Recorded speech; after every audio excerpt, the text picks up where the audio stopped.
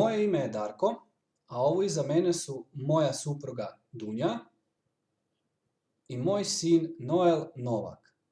A sve ovo ostalo što vidite, ovo je naš prekrasni zeleni travnjak.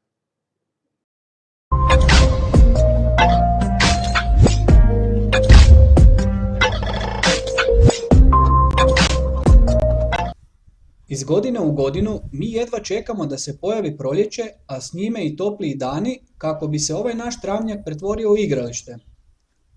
No dobro, sad, za nekog igralište, dok za drugog površina za održavanje.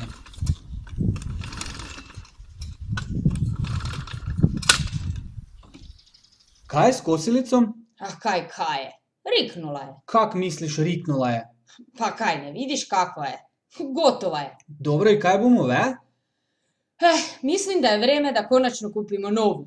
Znaš kaj, imam ja jednu ideju. Videl sam na internetu da Husqvarna nudi robotske kosilice, pa bom ja probal jednu takšno nama nabaviti. Može? Koga?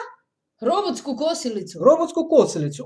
Ti se sedneš, čitaš knjigu, piješ kavicu, a ona ti sama sve to kosi. Može? Si za? To sam još ne čula. Sad boš. Ali idi. Idem ja onda. Idi.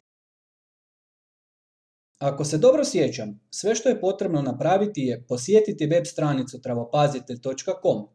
Naravno, prije toga potrebno je snimiti manji video uradak koji ćete uploadati na svoj YouTube kanal i zatim pronaći link Postanite travopazitelj gdje ćete biti u mogućnosti ispuniti formular za prijavu. Odradite zadatak snimanja videa i ispunite sve potrebne podatke te ih pošaljite najkasnije do 20.4. ove godine. I tko zna, možda će jedna od 10 robotskih kosilica održavati upravo baš vaš travnjak.